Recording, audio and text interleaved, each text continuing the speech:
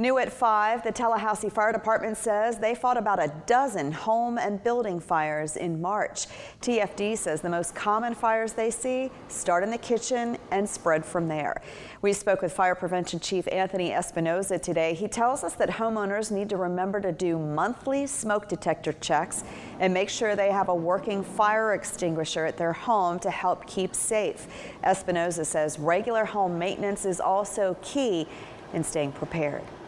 Making sure that any clutter is free from around your home, cleaning your gutters of debris, pine straw, leaves, making sure those are all cleared out. TFD does have neighborhood walkthroughs to help folks with installing smoke detectors. We do have more information on that and some tips from TFD on our website, wctv.com.